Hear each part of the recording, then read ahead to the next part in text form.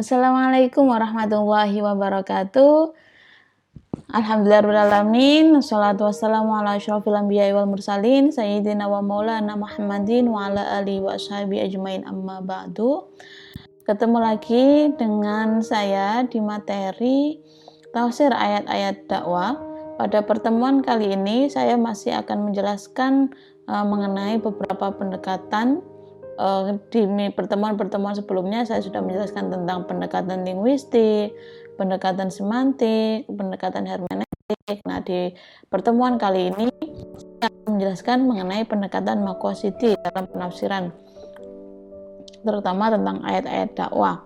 Nah, tapi di sini nanti akan saya secara umum mengenai gambaran bagaimana pendekatan maqasidi dipraktekkan dalam memahami ayat-ayat Al-Qur'an. Oke, sebelumnya saya akan menjelaskan terlebih dahulu tentang substansi dari maqasid. Maqasid itu apa? Maqasid itu adalah jamak dari maksud ya. Maksud, maqasid yang berarti tujuan. Maqasid itu tujuan atau pokok. Maksud pada bahasa Indonesia maksud. Nah, itu serapan kata maksud dalam bahasa Arab, maqasid. Nah, pokok, tujuan atau ya isi, inti, nah maksud dari suatu teks. Nah, terutama di sini adalah teks ayat Al-Qur'an. Ilmu tentang maqasid sebenarnya ada dalam keilmuan fikih ya, keilmuan usul fikih, keilmuan fikih untuk mendapatkan suatu pemahaman hukum yang berdasarkan tentang ayat Al-Qur'an, dan itu menyebutnya dengan maqasid. Nah, akan tetapi dengan perkembangan keilmuan, kajian maqasid ini juga masuk ke dalam kajian penafsiran Al-Qur'an. Nah, substansi dari maqasid ketika ada dalam kajian usul fikih, kajian untuk menggali suatu hukum di dalam ayat-ayat Al-Qur'an, ada beberapa substansi dari maqasid, yaitu yang pertama adalah hifdzuddin, yang artinya memelihara agama. Lalu hifdzun nafs, memelihara diri. Hifdzun nasl, memelihara keturunan dan kehormatan. Hifdzul amal, hifdzul mal, memelihara harta. Dan yang terakhir hifdzul akal, memelihara akal. Nah, itu inti dari maqasid syariah, inti atau maksud dari suatu ajaran syariat agama. Nah, ada 5 poin itu yang menjadi landasan awal tentang suatu penggalian hukum dalam suatu ajaran agama. Akan tetapi dengan perkembangan zaman, perkembangan keilmuan, maqasid ini berkembang atau bergeser pemahamannya, yang nantinya dalam penafsiran ayat-ayat Al-Qur'an yang dimaksud dengan maqasid itu tidak fokus atau tidak terbatas dengan pemahaman-pemahaman dari inti maqasid syariah ini ya, akan tetapi lebih menekankan dari makna dari maqasid sendiri, yaitu pokok Al-Qur'an. Nah, kira-kira pokok Al-Qur'an itu apa? Yang mana pokok itu selalu ada ketika membahas atau memahami ayat-ayat Al-Qur'an. Nah, itu yang dimaksud dengan maqasid dalam ruang lingkup penafsiran ayat Al-Qur'an. Nah, di sini saya menjelaskan tentang pengertiannya dulu. Saya mengutip dari Ibnu Ashur ya, Ibnu Ashur yang menjelaskan bahwa maqasid itu apa, yaitu maqasid maksud alal minhul islah ahwal wal fardiyah wal jamaiyah wal imroniyah, yaitu tujuan-tujuan pokok Al-Qur'an adalah memperbaiki keadaan individu, masyarakat, dan peradaban manusia. Nah, maqasid dalam penafsiran ayat Al-Qur'an tidak terbatas dengan beberapa bahasan yang di slide sebelumnya, bahwa Ibnu Ashur menekankan maqasid atau tujuan atau pokok-pokok dari ayat-ayat Al-Qur'an itu tidak terlepas untuk pertama memperbaiki keadaan individu, memperbaiki keadaan seseorang, keadaan umat Islam. Yang kedua, masyarakat. Setelah individu, orang secara pribadi itu diperbaiki dengan ayat-ayat Al-Qur'an, dengan ajaran yang ada dalam ayat-ayat Al-Qur'an, kemudian meluas lebih ke masyarakat, lebih umum, umat Islam secara keseluruhan itu bagaimana lebih baik lagi kehidupannya. Yang terakhir yaitu peradaban. Dari ayat-ayat Al-Quran ingin membangun suatu peradaban manusia yang baik dan maju. Nah, itu menurut Ibnu Asyur itulah pokok dari ayat-ayat Al-Quran. Nah, pokok dari Al-Quran beberapa tokoh berbeda-beda ya. Kalau Ibnu Asyur seperti ini, nanti kalau memahami dari Asy-Syatibi berbeda lagi, lalu memahami dari Jazar Auda berbeda lagi. Nah, itu memang tidak ada ketentuan dengan jelas tujuan atau pokok Al-Quran itu harus tunggal mana apa saja, tidak, tapi setiap orang atau penafsir itu mempunyai alasan masing-masing untuk menetapkan sebenarnya pokok-pokok ayat Al-Quran itu bagian apa, tapi semuanya tidak terlepas dari unsur kebaikan ya, untuk merubah seseorang, merubah suatu masyarakat menjadi lebih baik dan lebih maju lagi, seperti itu. Tidak ada ketimpangan di situ ketika setiap para tokoh menjelaskan pokok-pokok Al-Quran itu. Tapi di sini saya singgung sedikit, saya tidak akan lebih jauh menjelaskan tentang maqasid karena ini memang bukan keilmuan kalian ya. Di sini saya hanya ingin memberikan pemahaman kepada kalian bahwa penafsiran terhadap ayat-ayat Al-Quran itu tidak hanya satu, bahwa setiap mufasir itu punya cara pandang berbeda-beda ketika memahami ayat-ayat Al-Quran, dan ini perlu kalian ketahui agar kalian bisa memahami ketika membaca kitab tafsir tertentu, satu kitab tafsir lalu beralih ke kitab tafsir yang lainnya, kalian bisa memahami bahwa jika terjadi perbedaan pemahaman antara tokoh mufasir yang satu dengan mufasir yang satunya yang kalian baca, kalian tidak insecure dulu ya bahwa oh berarti ini salah, yang benar ini enggak, tapi kalian bisa menganalisa lebih dalam lagi karena kalian mendapatkan keilmuan ini saya sampaikan tujuannya itu kalian bisa menganalisa bahwa mufasir ini mengungkapkan ayat tersebut dengan pemahaman seperti itu karena terlihat dari penjelasannya ternyata mereka menggunakan pendekatan maqasidi tentang pokok-pokok Al-Quran.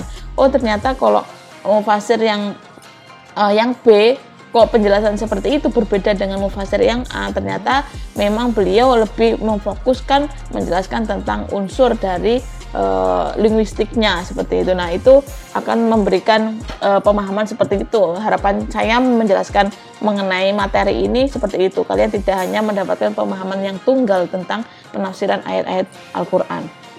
Oke, itu menurut Ibnu Asyur.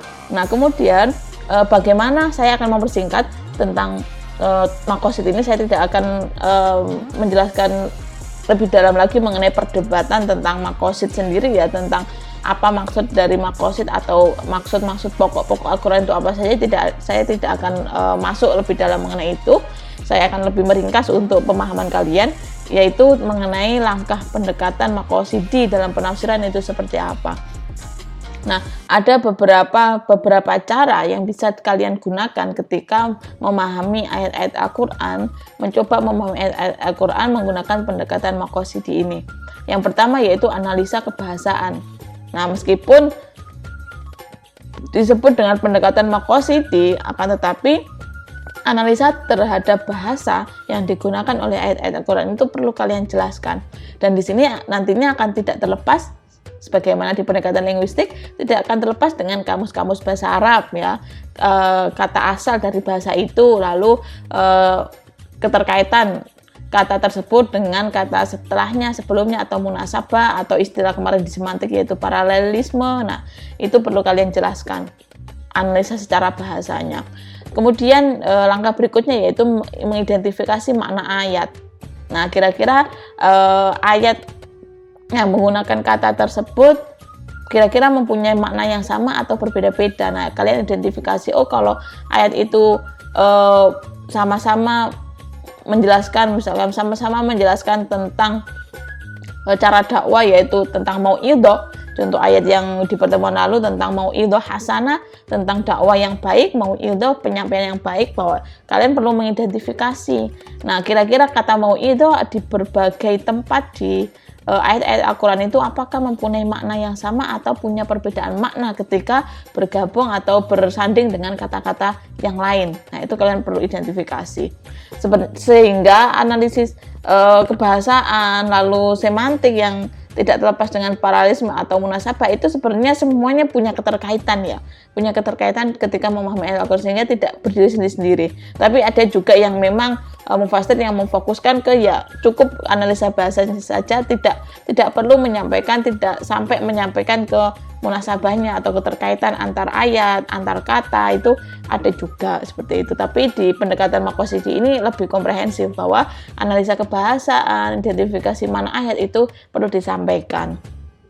Yang berikutnya, langkah berikutnya yaitu eksplorasi maqasid syariah. Nah, kalian perlu melakukan explore, penjelasan lebih lanjut, lebih luas lagi tentang tujuan dari sebenarnya dari masing-masing ayat yang menggunakan kata yang sama, kata mau'idhah seperti minggu lalu. Nah, kira-kira punya muara yang sama apa maknanya? Oh, ternyata muaranya sama, yaitu artinya yaitu lebih ke arah ya suatu perbuatan yang baik. Makanya nanti yang disebut dengan mau'idhah hasanah kan ucapan yang baik, cara berdakwah yang baik, harusnya tidak menyinggung, harus dengan lembut. Nah, itu sebenarnya makna satu dari kata mau'idhah itu sendiri. Nah, inilah yang disebut kalau dalam pendekatan Maqasidhi disebut dengan maqasidnya, eksplorasi maqasidnya itu. Mana intinya dari kata tersebut di dalam keseluruhan ayat Al-Quran, meskipun mempunyai penjelasan yang berbeda-beda di setiap ayat, tapi sebenarnya ada makna satu yang sama dari semua ayat tersebut. Itu perlu disampaikan. Nah, setelah melakukan eksplorasi itu, kalian melakukan kontekstualisasi maknanya. Kira-kira dari makna pokok dari kata tersebut dalam semua ayat-ayat yang ada dalam ayat Al-Quran itu yang menggunakan kata tersebut, kira-kira kontekstualisasinya makna ke kehidupannya itu apa. Nah, itulah yang nantinya para tokoh menyebutnya, itulah yang disebut dengan tafsir Maqasidhi, yang dijadikan pedoman, yang dijadikan landasan untuk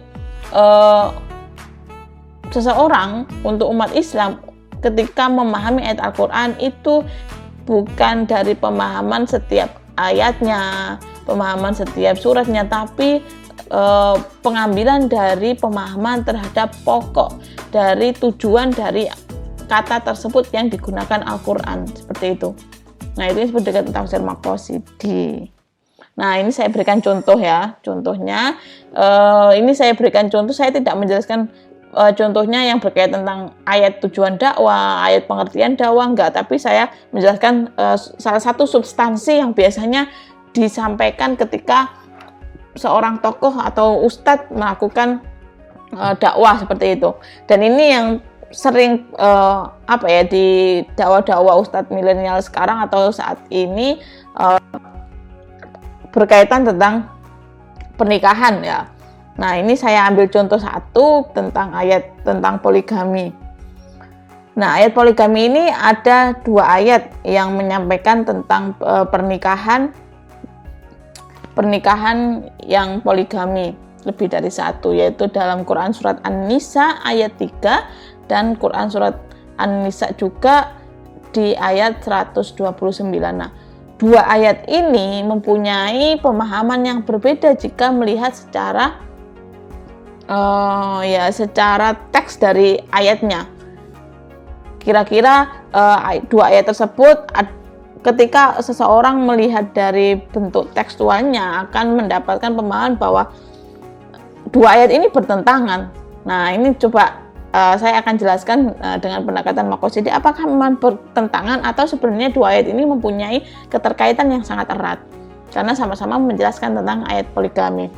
Karena Al-Quran itu tidak mungkin satu ayat dengan ayat yang lainnya, satu surat dengan surat yang lainnya itu mempunyai kontradiksi. Nah, ketika secara tekstual seperti terjadi kontradiksi, tapi sebenarnya jika sudah dianalisa dan dipahami kedua ayat itu atau beberapa ayat dari surat tersebut punya keterkaitan yang sangat erat sebenarnya, entah itu menjadi sebab akibat atau paralelisme, gabungan, persamaan dan sebagainya. Nah, itu kan saya sampaikan. Quran surat An-Nisa ayat 3. Coba kalian buka ya ke An-Nisa ayat 3 itu apa secara teksnya dan secara terjemahannya itu apa maksudnya. Nah, di sini saya juga mencoba melihat bahwa di An-Nisa ayat 3 yang lafadznya yaitu Bismillahirrahmanirrahim, wa in khiftum alla tuqsitu fil yatama fankihu ma tabalakum minan nisa'i masna wa sulasa wa ruba', fa in khiftum alla ta'dilu fawahidatan aw ma malakat aymanukum dzalika adna alla ta'ulu. Nah, ayat ketiga ini dalam surat An-Nisa menjelaskan tentang ketentuan poligami beserta persyaratannya. Poligami itu bisa 2, 3, dan 4 dan ada beberapa persyaratan yang bisa dilakukan. Ya. Nah, itu ternyata surat An-Nisa ayat 3 menjelaskan tentang ketentuan poligami beserta persyaratannya. Nah, kemudian Quran surat An-Nisa ayat 129. Ayat 129 yang berbunyi ayatnya yaitu walan tastati'u an ta'dilu bainan nisa'i walau harastum fala tamilu kullal maili fatadaruha kal mu'allaqah wa in tuslihu wa tattaqu fa innallaha kana ghafurur rahima. Nah, di ayat yang ke-129 ini lebih menjelaskan tentang kalau dilihat secara tekstualnya terlihat kontra terhadap An-Nisa ayat 3 tadi, kontra terhadap terutama ke persyaratan poligaminya. Ya, kontra. Nah, dengan melihat dua ayat yang kok seperti tidak sama penjelasannya, yang nantinya akan memberikan kebingungan terhadap orang yang membaca ayat Al-Quran tersebut, maka saya akan menjelaskan bagaimana jika pendekatan maqasidi ini digunakan untuk menjelaskan dua ayat yang seperti bertentangan ini. Nah, yang pertama tadi kan saya sampaikan analisa bahasa ini tidak perlu saya sampaikan di sini karena analisa bahasa tidak ada perbedaan ya, perbedaan secara bahasa di dalam kamus bahasa Arab tidak ada pertentangan makna, sehingga saya tidak akan menjelaskan secara detail karena kata nikah juga sebenarnya sama dengan apa yang dimaksud dengan ayat Al-Quran, yaitu nikah menjalin suatu komitmen dengan antara seseorang dengan orang lain. Nah, ternyata itu sama juga yang dimaksud dengan ayat Al-Quran yang disebut dengan fankihu atau nikahlah, itu juga seperti itu. Kemudian saya akan lanjut ke langkah kedua tadi tentang identifikasi makna ya. Identifikasi makna. Nah, di Quran surat An-Nisa ayat 3, nah kalian perlu menjelaskan tentang asbabun nuzulnya. Kira-kira asbabun nuzul dari ayat itu apa? Nah, perlu kalian gali dengan cara melihat dari kitab-kitab asbabun nuzul seperti Lubabun Nukul fi asbabin nuzul, itu bisa kalian gunakan. Nah, ternyata di Quran surat An-Nisa ayat 3 saya menemukan bahwa asbabun nuzul dari ayat ini, yaitu ayat ini diturunkan pasca terjadinya perang Uhud. Setelah terjadi perang Uhud, yang mana saat itu banyak mujahid, banyak orang yang ikut berperang, dan tentara muslim itu banyak yang terbunuh secara syahid di medan perang itu, dan berakibat banyak anak yatim dan juga para ibunya yang terabaikan dan kemudian membutuhkan suatu perlindungan dalam kehidupan karena meninggal oleh ayah atau bapak atau suaminya di perang Uhud tadi itu. Nah, itu asbabun nuzul munculnya turunnya Quran surat An-Nisa ayat 3. Maka di situ ada kata-kata fankihu, nikahlah fil yatama, anak-anak yatim kan. Nah, karena disyaratkan bahwa yang dimaksud di ayat itu yaitu tadi untuk melindungi para anak yatim dan para janda yang butuh perlindungan terhadap kehidupannya di masa depan. Maka ada pembolehan untuk menikahi orang tersebut, entah itu 2, 3 atau bahkan 4 orang seperti itu. Itu asbabun nuzulnya. Nah, kemudian makna historisnya apa? Perlu kalian gali. Ternyata makna historis dari ayat ini yaitu menjelaskan masalah hukum ya, lebih ke arah penjelasan tentang hukum terkait dengan status perempuan yang berada dalam kekuasaan walinya. Mana historisnya tentang status hukum seorang perempuan tadi, seorang janda, bagaimana mereka apakah harus ada wali ketika melakukan pernikahan atau seperti apa. Nah, itu mana historis yang didapatkan. Kemudian perlu tadi saya sampaikan kan identifikasi makna ini juga perlu mencari makna secara pokok dari ayat tersebut itu apa. Nah, ternyata makna utama, makna substansi ayat 3 ini yaitu perlu berlaku adil pada wanita-wanita atau para perempuan. Itulah yang menjadi makna pokok dari substansi ayat 3. Ya, bisa melakukan pernikahan 2, 3 atau 4, tapi ada persyaratan yaitu perlu berlaku adil, harus adil jika menikahi lebih dari satu para orang-orang tersebut, terutama para ibu dari para anak yatim itu. Ya. Nah, itu makna utama atau makna pokok dari surat An-Nisa ayat 3. Karena di situ di ayatnya sangat dijelaskan kan. Di situ jelaskan, coba kalian lihat. Fa in khiftum alla ta'dilu fawahidah.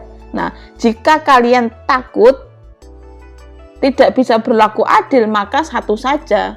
Nah, sehingga sebenarnya meskipun tadi dijelaskan 2, 3, 4, ada tambah penjelasan berikutnya itu punya keterkaitan.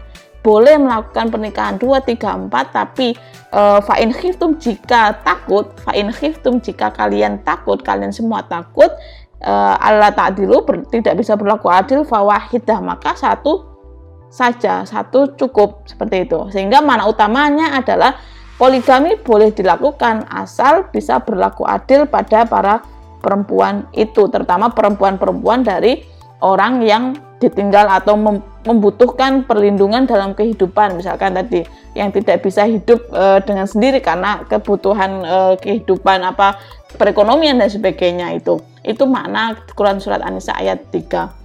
Nah, kemudian bagaimana di ayat 129 identifikasi maknanya. Tadi di ayat 129 kan terlihat kontra dengan ayat ketiga ya.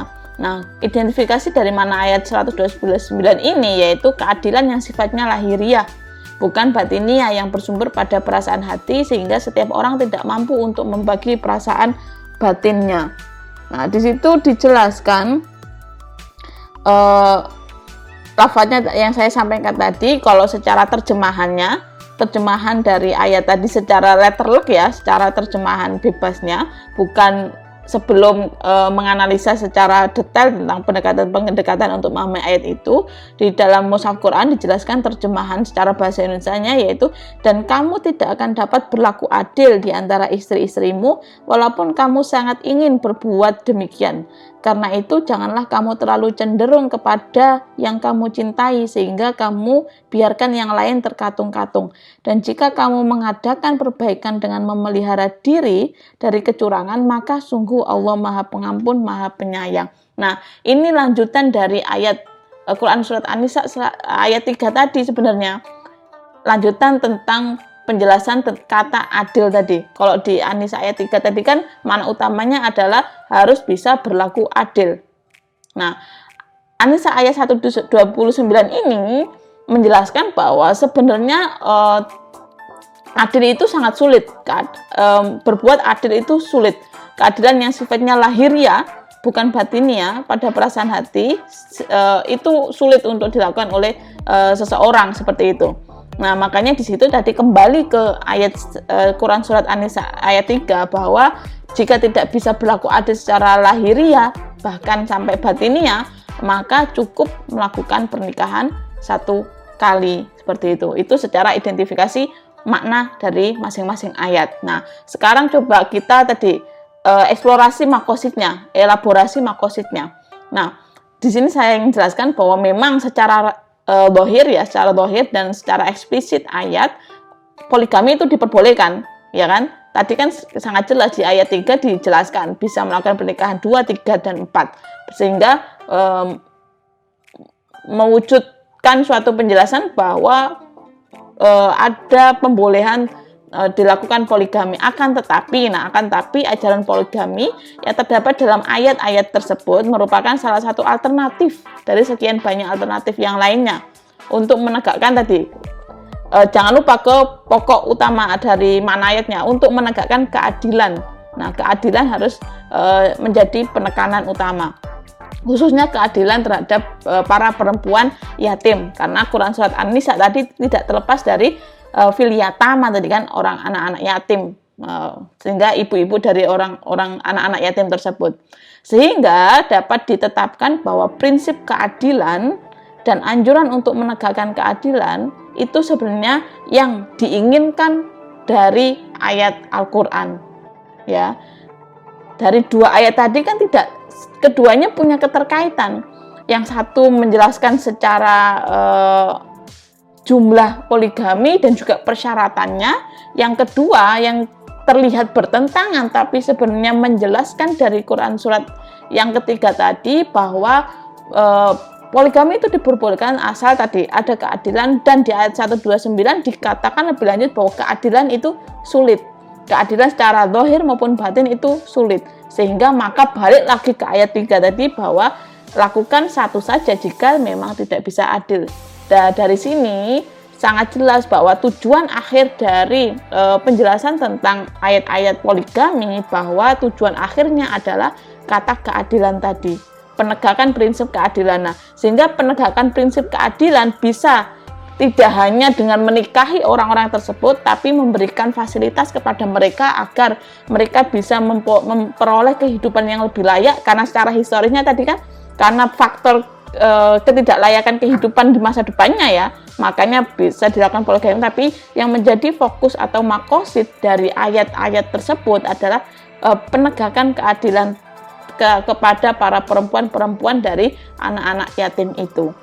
Bisa banyak alternatif cara kan, bisa memberikan bantuan. Nah, jika memang dirasa tidak bisa adil ketika menikahi, maka memakai alternatif lain dengan tetap melaksanakan makna pokok dari ayat tersebut, yaitu penegakan keadilan, seperti itu. Nah, itu elaborasi makosid yang didapatkan ketika menggunakan pendekatan makosid seperti ini contohnya, ya. Nah, setelah mendapatkan makosid dari pokok ayat-ayat tersebut, maka perlu melakukan kontekstualisasi maknanya. Nah, pokoknya tadi kan sudah dijelaskan tentang penegakan keadilan. Nah, kontekstualisasi maknanya seperti apa? Seperti ini, Islam tidak mewajibkan, ya. Islam itu tidak mewajibkan atau menganjurkan untuk melakukan praktek poligami. Tadi bukan suatu kewajiban, ya, tapi tadi itu kan alternatif. Karena apa? Karena kemungkinan besar perbuatan dolim di salah satu pihak dari istri 1, 2, 3 dan seterusnya itu pasti bisa jadi muncul seperti itu. Nah, sehingga tadi dikatakan tidak ada kata-kata wajib, tidak ada kata-kata sunnah juga kan, tapi itu alternatif ketika itu secara historis makna ayatnya, tapi secara pokoknya yaitu penegakan keadilan tadi. Yang kedua, bahwa Islam tidak secara mutlak menolak poligami, enggak, karena secara ayatnya jelas sudah ada. Nah, namun tidak pula terlalu longgar dalam hal ini. Nah, tidak terlalu longgar hari ini karena juga melihat konteks saat ini, melihat bahwa contoh saja di Indonesia bahwa perempuan itu lebih banyak dari laki-laki secara data, ya, secara konkret datanya. Nah, itu sehingga muncul atau terjadinya poligami itu juga bisa dilakukan. Akan tapi tadi yang jadi fokus ada jika memilih alternatif untuk poligami tadi, penegakan keadilan itu harus menjadi unsur utama yang harus dijadikan landasan, seperti itu. Jika dirasa tidak bisa, ya sudah, tidak usah melakukan hal itu. Bisa memberikan pengayoman terhadap mereka dengan bentuk alternatif yang lain, ya. Nah, yang terakhir, bahwa Islam memberikan hukum mubah atau boleh dengan syarat-syarat ketat yang telah ditentukan, mengingat juga akan dampak buruk yang ditimbulkan. Nah, tadi bahwa hukum hukum dari ayat-ayat poligami ini, kalau secara hukum fikihnya ya, itu bukan wajib, sebenarnya lebih ke arah mubah ya, boleh.